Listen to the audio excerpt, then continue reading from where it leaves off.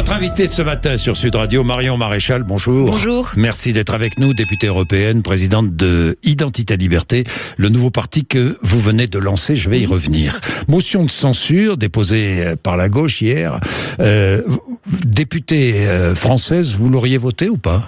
Non, parce qu'on ne censure pas un gouvernement a priori, avant même qu'il ait mené la moindre conduite et déposé le moindre projet de loi. Ça me paraît pas très responsable dans l'actualité. En ne votant pas la censure, implicitement, vous auriez soutenu le gouvernement de Michel Barnier. Je crois qu'il n'y a pas d'ambiguïté sur le fait qu'aujourd'hui, ce gouvernement ne représente pas les idées qui sont les miennes. Voilà, et j'ai émis un certain nombre de critiques d'ores et déjà sur les volontés d'augmentation des impôts, sur la cohabitation entre un ministre de l'Intérieur de droite et un ministre de la Justice de gauche. Je crois que ces remarques sont suffisamment claires pour que vous sachiez que ça n'est pas le gouvernement idéal que j'attendais. Maintenant, les circonstances sont ce qu'elles sont. Il n'y a pas de majorité. Ce gouvernement s'impose à nous faute de mieux, et donc n'ajoutons pas du chaos au chaos. Maintenant, le jour où il y a un manque de résultats, un bilan déplorable, ou on va dire des lignes rouges qui sont dépassées sur un certain nombre de sujets relatifs à la sécurité, relatifs à l'immigration ou relatifs aux questions économiques, eh bien là, en effet, la question de la censure devra se poser, mais pas a priori une fois de plus. Vous voteriez l'abrogation de la réforme des retraites ? Alors moi, vous savez, ma position n'a pas changé de ce point de vue-là. Ma position, elle est très claire, c'est que je soutenais un allongement de la durée légale. Oui. J'étais pas tout à fait aligné, on va peut-être pas rentrer en détail aujourd'hui, sur les modalités précises de la réforme proposée par Emmanuel Macron, mais en revanche, je soutiens une réforme notamment du système des retraites publiques. Je considère qu'on doit aller vers un alignement avec aujourd'hui le privé, notamment sur les méthodes de calcul des pensions qui sont pour l'un, dans le privé, 25 dernières années contre 6 mois pour le privé, et je considère même qu'il faut ouvrir une part des retraites sur la capitalisation. Et 64 ans ou 65 ans ? Et pour une raison simple, je pense qu'on a déjà augmenté, donc n'allons pas pour l'instant au-delà, mais pour une raison très simple, c'est qu'aujourd'hui, plus de la moitié des dépenses... Près de 800 milliards d'euros par an sont consacrés aux dépenses sociales. Sur 1000 euros de dépenses publiques, 575 le sont pour des dépenses sociales. Et dans cette part, une partie significative, voire déterminante, relève des retraites. Donc imaginez, si vous voulez, pouvoir réduire les dépenses publiques.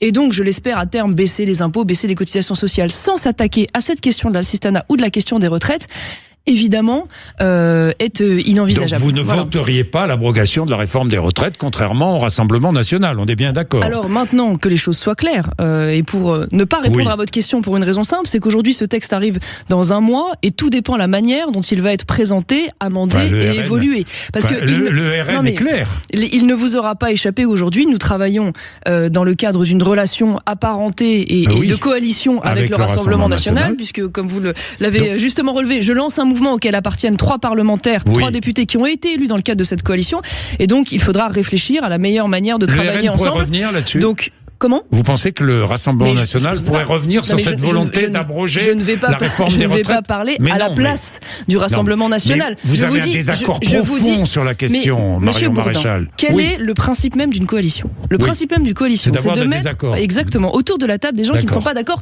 surtout si ce n'est sur l'essentiel. Et je crois que nous sommes d'accord sur l'essentiel. C'est pas l'essentiel, les retraites. Si nous n'avions pas des différences, excusez-moi, nous serions dans le même parti. Maintenant, comme dans tout le cadre de coalition, il y a des consensus qui sont trouvés, il y a des discussions, il y a des dialogues, il peut y avoir des évolutions sur les positions des uns et des autres en fonction de l'intérêt. Vous pensez que le RN évolue sur la question ? Maintenant, moi je vous le dis, quel est mon objectif avec la création de ce parti ? C'est ça qui est important. Au-delà de défendre les idées qui sont au-delà de défendre les idées qui sont les miennes, qui sont les nôtres avec nos parlementaires, c'est de faire en sorte de tirer les leçons des dernières élections législatives, de constater que s'il y a eu évidemment un record de voix accordé au camp national, près de 11 millions, néanmoins il y a eu une défaite. Et qu'il a manqué lors de ces élections des Français en moyenne, quand on regarde les résultats, plus âgés, plutôt retraités, plutôt issus de l'ouest de la France, plutôt urbains, et que donc je crois que le camp national au sens large, et je veux y prendre toute ma part avec Identité Liberté, doit s'affairer à aller convaincre ces Français.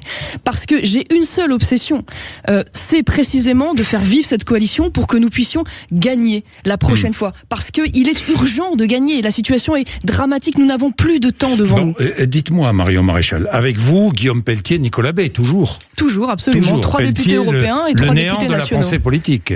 Ah, ça y est, vous y revenez. Non, j'y reviens pas, c'est ce que vous avez dit. Mais je fais juste une parenthèse que je referme, puisque vous l'assumez. Mais nous étions évidemment en concurrence électorale, il était chez les Républicains, et la beauté donc fait que nous avons su nous retrouver sur l'essentiel lorsque nous étions tous les deux à Reconquête. Alors, est-ce que vous avez dilapidé l'argent d'Éric Zemmour, oui ou non ? Parce que ces accusations reviennent sans cesse. cesse. Oui, sans cesse Vous avez emporté les fichiers, paraît-il, et les données personnelles des militants d'Éric Zemmour.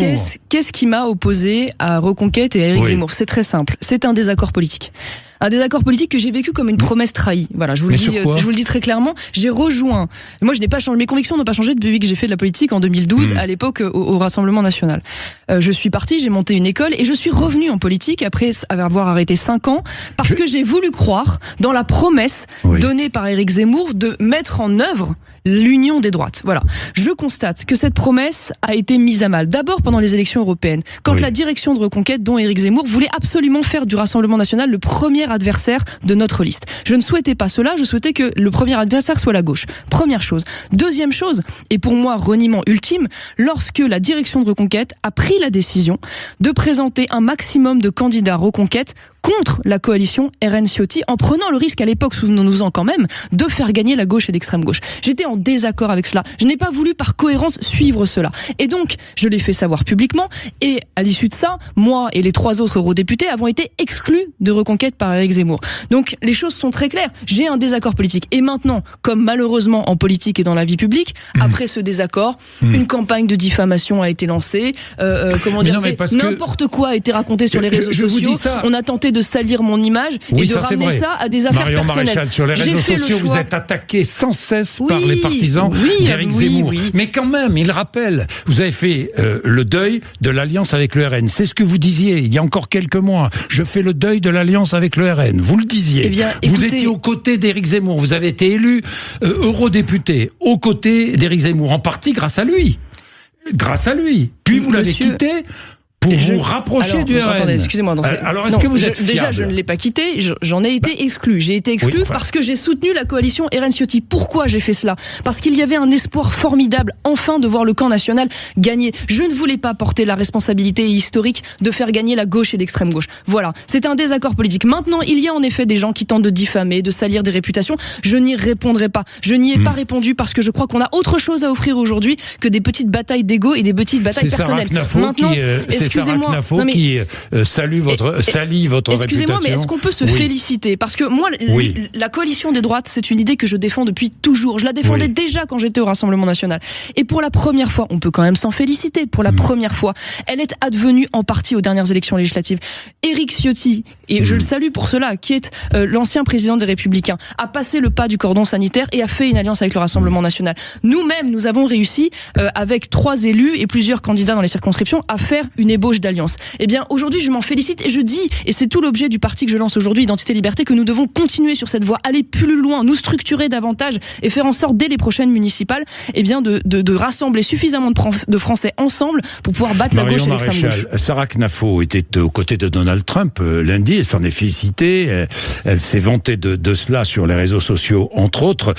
Donald Trump qui a dit plusieurs choses, et je voulais vous interroger dessus. En cas de retour à la Maison-Blanche, l'OTAN ne protégera plus l'Europe. Voilà ce qu'il a dit.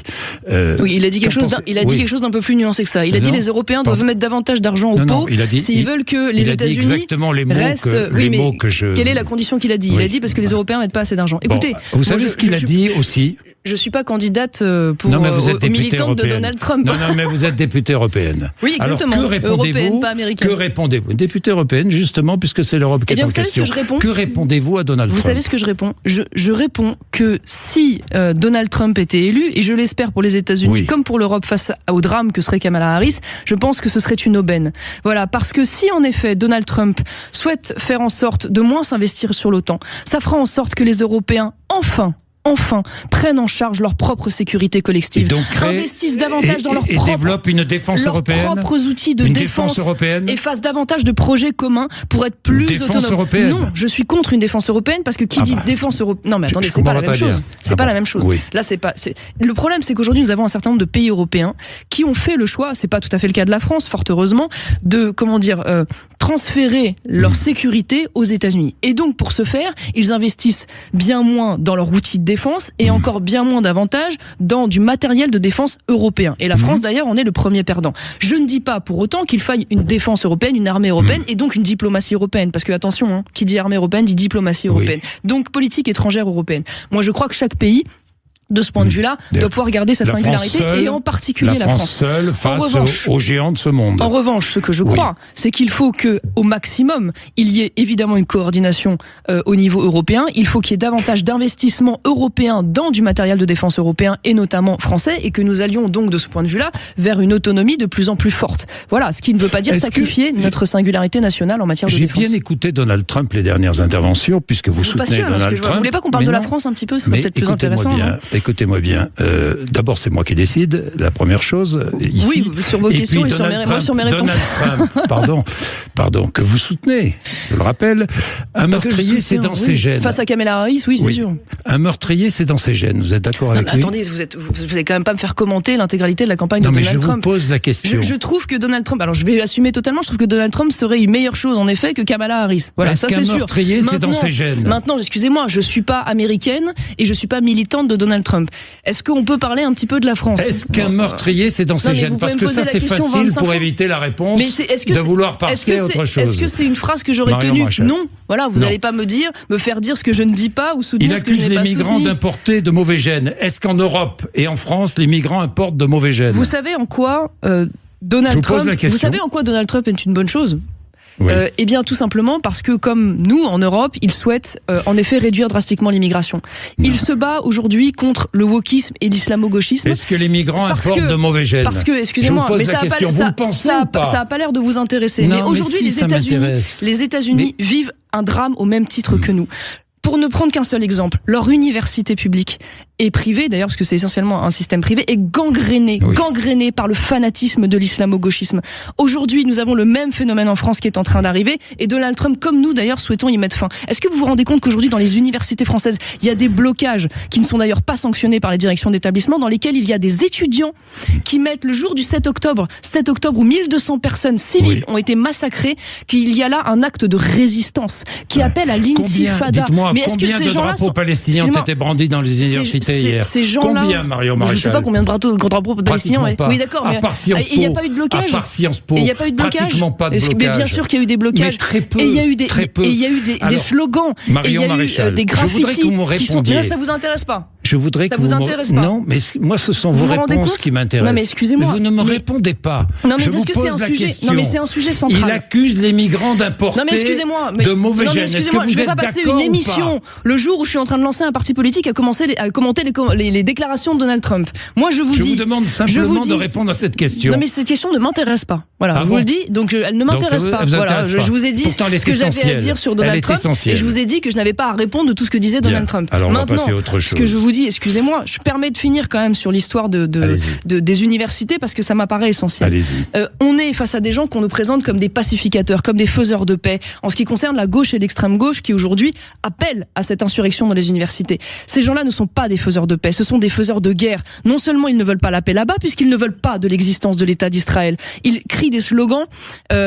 qui consistent à dire qu'il faut mettre fin, comme le souhaite le Hamas, à l'État d'Israël. Et ils sont, excusez-moi, je finis par là, des faiseurs de guerre ici, parce qu'ils ne veulent pas d'ailleurs seulement importer le conflit israélo-palestinien.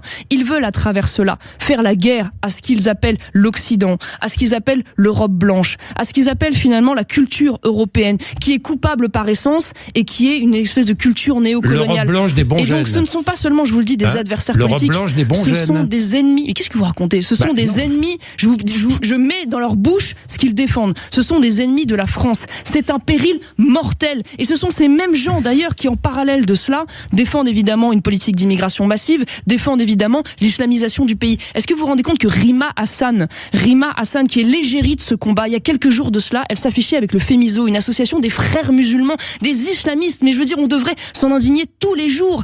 Il y a des députés et les filles qui sont allés soutenir des islamistes qui ont appelé à l'intifada dans la rue de Paris. Non, mais je veux dire, c'est ça aujourd'hui qui est à l'origine des mouvements dans les universités. Emmanuel Macron, par ses déclarations récentes, selon vous, est le complice du Hamas et du Hezbollah? Sur le refus d'envoyer des... Oui, est-ce qu'il est le complice du Hamas et du Hezbollah? Je dirais pas qu'il est c'est un peu fort quand même, me semble-t-il.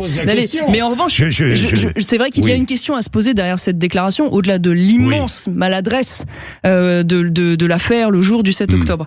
Mais moi, je pose une question très simple. Est-ce que si on arrête d'envoyer des armes, c'est pas le cas de la France, mais si les États-Unis, par exemple, arrêtent d'envoyer des armes à Israël, et donc contribuent à désarmer Israël, est-ce que le Hamas va arrêter de tuer des Israéliens? Non. Qu'arrive-t-il lorsque l'on désarme un État face à des organisations terroristes, en l'occurrence le Hamas et le Hezbollah islamiste? Que se passe-t-il? Eh bien, les civils vont mourir. Les civils vont mourir, et principalement d'ailleurs, et exclusivement probablement les civils. Et donc moi, je vous le dis, je ne peux pas aujourd'hui accepter qu'on explique que Israël doit renoncer à se défendre dans son intégrité physique et territoriale face à une menace existentielle. C'est la guerre. Voilà, c'est la guerre. C'est terrible, c'est monstrueux. Et évidemment, les civils qui en meurent sont un drame pour tous. Mais une fois de plus, nous sommes face non pas à des États, nous sommes face à des milices armées islamistes qui, une fois de plus d'ailleurs, ne menacent pas seulement Israël et les Israéliens, car il y a eu d'ailleurs des otages français, des morts français, mais qui menace aussi l'Europe, puisque le Hamas, évidemment, a appelé, au lendemain d'ailleurs des attentats du 7 octobre, à frapper en Europe, et cela s'est conclu, je le rappelle, et je le rappellerai toujours, par la mort du professeur Dominique Bernard, qui a été frappé par un islamiste. Est-ce que la civilisation française et européenne est en train de disparaître ? Je vous dis ça parce que la théorie du grand remplacement, qui est une théorie que vous... C'est pas une théorie, c'est une statistique démographique. Une statistique, si vous voulez. Celle de l'INSEE, du ministère de l'Intérieur. C'est complotiste, dit Marine Le Pen. Oui, c'est ce qu'elle a dit. Non, elle dit que ça n'est pas quelque chose d'organisé sciemment. Moi, et ce que je dis tout simplement, c'est que moi, le grand remplacement, c'est une conclusion statistique. Oui, aujourd'hui, comment évitez-vous le grand remplacement ? Quand vous avez 30% des naissances aujourd'hui qui sont extra-européennes, quand vous avez une augmentation massive de la pratique de l'islam dans notre pays, il y a de fait un grand remplacement démographique. Comment évitez-vous le grand religieux qui peut advenir? Comment l'éviter? Eh bien, par une raison très simple, c'est une nouvelle politique migratoire qui ne soit pas celle que nous connaissons aujourd'hui et qui est finalement subie, massive et complètement désorganisée, mais qui soit une politique beaucoup plus drastique, beaucoup plus restrictive, et qui organise aussi, de fait, le retour vers leur pays d'origine d'un certain nombre de personnes qui n'ont pas à être sur le territoire français. Je pense évidemment aux clandestins. Je rappelle quand même qu'ils sont estimés à l'époque par Gérald Darmanin entre 700 et 800 000 sur le territoire français. C'est considérable. Je parle évidemment des délinquants étrangers dont on constate après l'affaire Philippines qu'ils ne sont pas automatiquement renvoyés, d'ailleurs avant même leur peine, pour purger leur peine dans leur pays d'origine ou à l'issue de leur peine, ce qui évidemment et là encore un drame massif. Et je pense aussi à des étrangers qui sont en situation de chômage durable et qui ne parviennent pas à subvenir à leurs besoins, qui pèsent sur la solidarité nationale et qui donc de ce fait doivent être reconduits vers leur pays d'origine. Est-ce que Philippine a été violée et tuée parce qu'elle est une femme? Elle était une femme. Parce qu'elle était une femme, de fait, elle a été violée. C'est donc un féminicide au départ. Parce qu'elle était une femme. Féminicide. Est-ce que la raison, c'est qu'elle a été tuée parce qu'elle était une femme? Je suis pas sûr que ce soit le premier motif. Je pense qu'on est face à quelqu'un qui aujourd'hui était dans un criminel, d'ailleurs déjà identifié, et qui avait déjà violé et qui était un danger pour la société, et que la société a laissé en liberté. Non mais qu'une femme ait été tuée par un homme. Alors, je sais où vous voulez en venir. Non, je vous réponds. Non, je sais où vous voulez en venir. Je vais vous expliquer où je veux en venir. Je vais vous expliquer. Philippine violée et tuée par une femme, donc un féminicide. Violée et tuée par un meurtrier présumé qui n'avait pas été expulsé à temps. Oui. Vous êtes d'accord ? Et c'est là d'ailleurs où l'État est responsable. L'État est responsable. Et la politique migratoire menée est à l'origine de cette situation. Donc double origine de ce crime. Oui, double origine, mais si vous voulez, le problème du terme féminicide tel qu'il est utilisé, moi je ne remets pas en cause que c'est une femme qui a été tuée par un homme, mais ce qui me déplaît, et on le voit notamment à travers l'affaire Mazan, qui est une monstruosité absolue, les meurtres, les viols réguliers de cette femme, une mise en accusation idéologique de l'ensemble de la gente masculine. C'est-à-dire qu'on essaye de nous expliquer, parce que vous savez, dans toutes les civilisations et à toutes les époques, il y a des meurtriers, il y a des criminels et il y a des salauds. Et le rôle de l'État, c'est précisément de protéger, mais oui, c'est de fait. Parce qu'à Mazan, je sache à Mazan, les accusés sont à ceci près, Jean-Jacques Bourdin, excusez-moi, une seule chose, c'est que on aura toujours notre lot de criminels, de violeurs et de meurtriers en France. C'est pas une raison pour importer des prédateurs supplémentaires, parce que c'est ce qu'on est en train de faire. Et c'est ce qui est démontré par toutes les statistiques de la surdélinquance étrangère dans notre pays. Donc ça, c'est une première chose. Ensuite, moi, je refuse, parce qu'il y a des violeurs et parce qu'il y a des criminels hommes qui s'en prennent à des femmes, de dire que tous les hommes sont par essence et intrinsèquement des violeurs et des criminels. criminel. Je ne crois pas à la théorie du patriarcat, du continuum de violence, cette société qui consisterait à expliquer que l'homme est coupable par essence et par nature. Moi, j'ai des frères, j'ai un père, j'ai des amis hommes. Je peux vous dire qu'ils n'ont rien à voir avec ces monstres-là. Donc, je n'aime pas cette mise en accusation de la masculinité. Et c'est pour ça que derrière ce terme féminicide, je vois beaucoup d'instrumentalisation idéologique. Et je vois surtout, pardonnez-moi, une volonté de nous détourner du vrai sujet. Parce que sur l'affaire Philippine, le sujet, c'est pas le patriarcat, excusez-moi, c'est pas le continuum de violence, c'est pas, le fait que l'homme est par essence coupable, c'est le fait qu'on ait importé un prédateur, qu'on ait laissé un violeur en liberté et qu'on ait donc mis en danger cette jeune femme alors que nous avons les moyens de faire autrement. Et c'est tout l'objet d'ailleurs de ce que je veux défendre à travers notre mouvement aujourd'hui Identité Liberté dans les années à venir. Bien, Marion Maréchal, merci d'être venu nous voir ce matin sur l'antenne de Sud Radio. Il est 8h55. Patrick Roger sera là juste après les informations de 9h.